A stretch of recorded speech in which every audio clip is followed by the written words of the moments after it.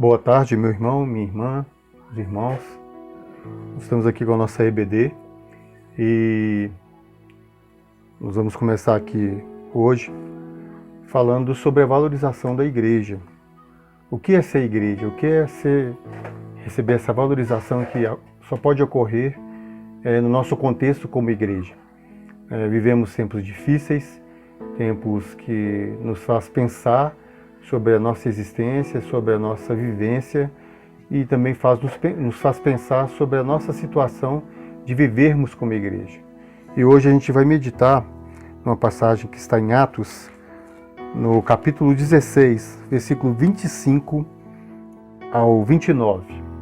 Então vai ser um estudo rápido, uma EBD bem rápida, uma pequena perícope para pensarmos aqui nessa nossa ação, nessa nossa vivência e na nossa valorização como igreja.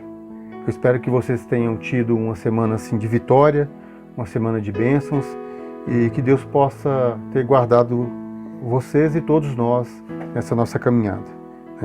Vamos fazer uma breve oração para começarmos aqui. Deus, no nome de Jesus, nós nos colocamos diante da Tua presença, Pai, de onde não queremos sair. Pai, vamos meditar na Tua Palavra aqui agora, a Tua Palavra que nos vivifica, que nos dá força, nos dá esperança, perseverança, ainda mais em momentos de luta como temos vivido nesses dias. Então coloca a vida de cada irmão, a vida de cada irmã, aqueles que estão aqui agora ao vivo, participando conosco da IBD, dessa escola bíblica, as pessoas também que virão daqui a um tempo a assistir, que elas possam ser de igual modo tocadas, ó Pai, pelo poder da Tua Palavra. Tua Palavra que é viva, forte e eficaz, ó Pai, que nos vivifica a todo momento. Te agradecemos por tudo, no nome de Jesus. Amém.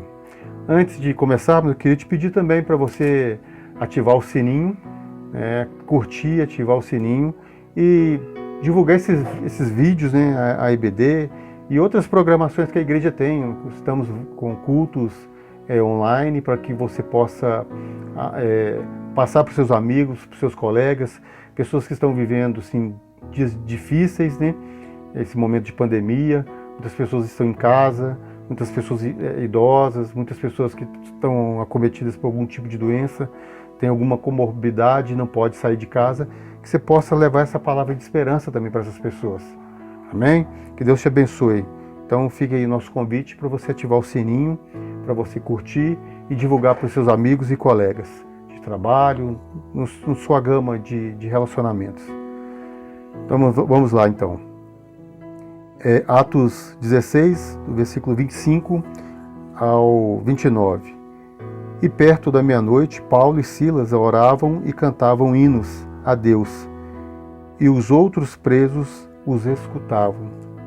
E de repente sobreveio um tão grande terremoto que os alicerces do cárcere se moveram, e logo se abriram todas as portas e foram soltas as prisões de todos.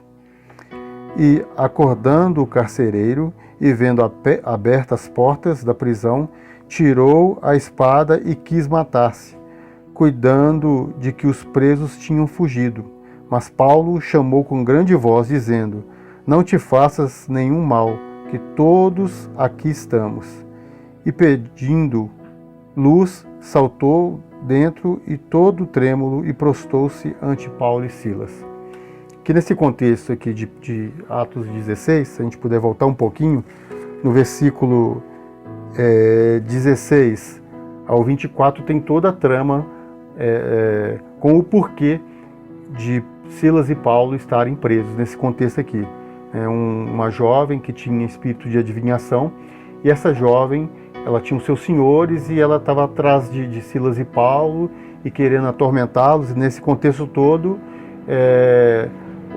esse espírito que estava apoderado dessa jovem começou a falar o que Paulo e Silas estavam fazendo ali, que eles estavam em nome do Altíssimo, ou seja, aquilo que estava sendo de certa forma ainda velado, o inimigo de alguma forma estava assim trazendo à tona o que Paulo e Silas iriam fazer. Então o que acontece? O Senhor dessa moça, dessa jovem, ao ver que ele não poderia mais contar com o serviço dela, porque aquele espírito tinha saído dela, depois que Paulo havia expulsado esse demônio, ele viu que a fonte de renda dele tinha acabado. Aí ele procurou os guardas de Roma e, procurando esses magistrados, contou toda a situação, e acabou que Silas e Paulo foram açoitados e foram parar nesse contexto aqui da prisão aqui, que a gente acabou de ler aqui, do 25 ao 29. O que a gente pode perceber nesse contexto, e pensando numa valorização da igreja, de forma rápida, assim, que a gente pode pensar nisso aqui? O servo de Deus, ele nunca fica oculto a que Deus quer fazer com ele, ao contexto que Deus o chama. E isso aqui a gente consegue perceber na situação de Paulo ao chegar nessa cidade.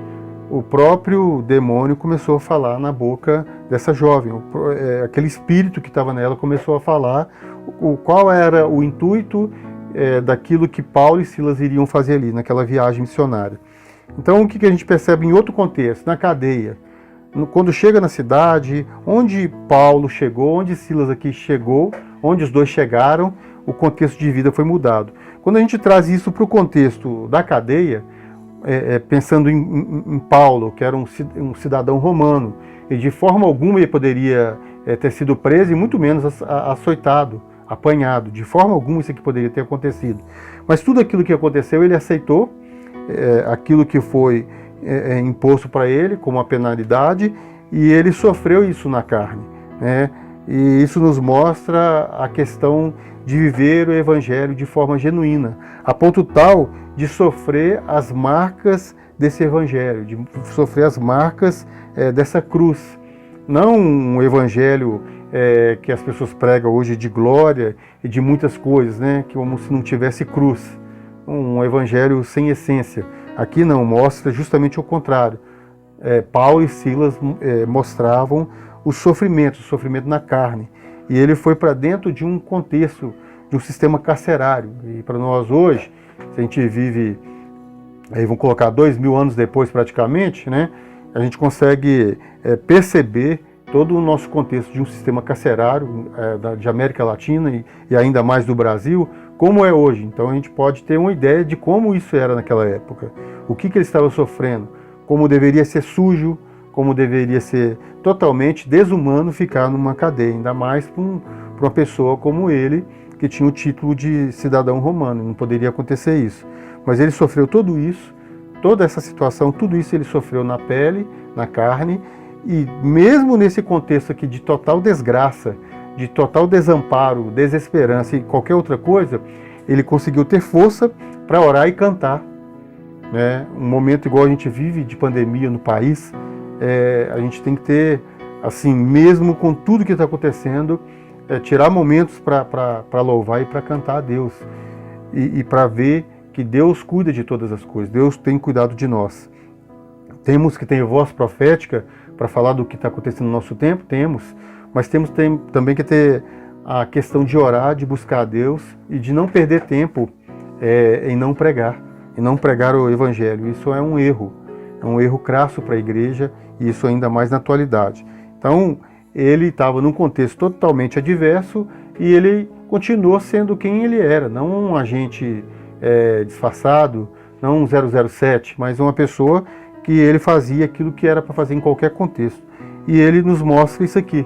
Tanto é que o carcereiro, quando ele achou que todos tinham fugido e que só sobraria ele para não pagar pela pena que isso causaria a ele, tentou tirar a própria vida. E o Paulo e Silas, principalmente Paulo aqui, falou para ele não fazer isso. Mas Paulo e Silas, na mesma visão, no mesmo pensamento, estavam diante desse contexto. Que a gente já sabe a história, que esse carcereiro, ele é salvo, ele aceita Jesus, e não somente ele, mas toda a família dele. Mas tudo começa, essa questão nossa de valorização da igreja começa em nós, tem que começar em nós primeiro. Né? Eu falei aqui no início, para ativar o sininho, essa questão toda, para o culto, para fazer um culto, cultos online que estão acontecendo, para não ter aglomeração, para obedecer às medidas sanitárias, isso é muito importante. E a gente vê aqui, ó, duas pessoas fazendo diferença. Duas pessoas que poderiam ficar lamuriando, reclamando, murmurando e não ficaram. Então, o momento que a gente vive, mesmo com esse momento de pandemia, de tantas situações, é momento de adorar, é momento de buscar a Deus, é momento de ter comunhão com Deus. E isso a gente consegue perceber nessa pequena perícope, que a gente deve orar, a gente deve cantar diante de qualquer adversidade, de qualquer problema. É para isso que Deus tem nos chamado como igreja e é isso que Deus espera de nós. Então, fica aqui para nós aqui hoje essa questão da valorização da igreja. A igreja se valorizar. Quando tudo passar com a pandemia, com isso que a gente está vivendo, quando entrar as vacinas, nós teremos condições de ter comunhão, nós teremos condições de cultuar juntos, de viver em comunidade, que essa é a nossa essência como igreja, viver em comunidade. Eu gostaria, antes de acabar, de orar por você, aniversariante, você que está passando algum tipo de problema, você que está passando algum tipo de adversidade, como não apenas Paulo e Silas passaram aqui por pregar o Evangelho, né, mas aquela jovem aqui que o contexto nos mostra antes, a jovem que era atormentada. De repente a nossa tormenta pode ser espiritual, a nossa tormenta pode ser econômica, a nossa tormenta pode ser física, pode ser emocional, psicológica. Então são várias situações que podem nos oprimir, que podem tirar a nossa sustentação e nossa estabilidade. Mas uma coisa eu digo para vocês, a nossa estabilidade está no Senhor. Amém, irmãos e irmãs? Então vou orar para a gente encerrar. Lembrando que estamos firmados no Senhor. Podemos passar pelo que for. Deus está no comando e Deus está nos guardando. Amém? Feche seus olhos. Deus, em nome de Jesus, nós te agradecemos, te exaltamos neste momento. Pai, eu peço pelos aniversariantes, os irmãos, as irmãs, Pai, aqueles que estão passando por dificuldades, que o Senhor possa abençoá-los. Peço também, Pai, aqueles que estão neste momento, Pai, nos hospitais, aqueles que estão puxando oxigênio, Pai, e o oxigênio falta.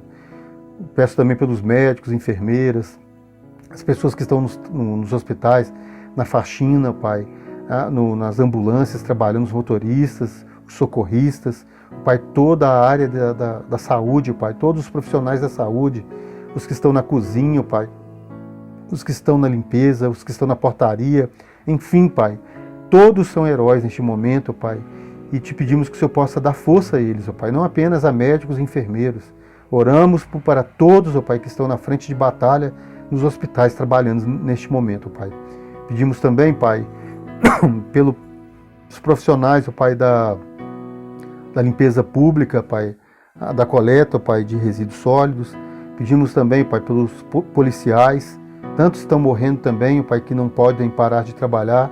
As pessoas que estão no comércio, nas padarias, farmácias, supermercados, ó Pai, sacolões, enfim, Pai, aqueles que estão sacrificando suas vidas, ó Pai, no transporte público, no transporte rodoviário. Pai, toma essas pessoas neste momento, Pai, guarda o teu povo, Pai. Tem misericórdia, ó Pai, da nossa nação. Tem misericórdia, ó Pai, que a cada 2 dias, ó Pai, que a gente está vivendo de pandemia, é mais do que uma igreja batista da Lagoinha, com 6.000 e poucos membros, ó Pai, que está morrendo. A cada um dia, ó Pai, é uma igreja, ó Pai, batista Getsemane, sede, ó Pai, que sucumbe, ó Pai, diante da pandemia. É como se a cada um dia uma igreja Getsemane fosse, Pai, sumisse do mapa, os seus membros, e a cada 2 dias, ó Pai, uma Lagoinha. Então nós te pedimos, ó Pai, que o Senhor venha ter misericórdia do nosso povo. Toma os nossos governantes em tuas mãos, ó Pai. Abre o entendimento, ó Pai. Dá sabedoria a todos eles, ó Pai. A todas as esferas, ó Pai. O presidente, os governadores, ó Pai, os prefeitos. Toma em tuas mãos neste momento. Pai, as pessoas que estão enlutadas também. Pessoas que estão perdendo seus entes queridos, ó Pai. Pessoas que estão sofrendo. Te pedimos que o Senhor possa abençoá-las e guardá-las também, Pai. Que o teu Espírito possa trazer paz, ó Pai.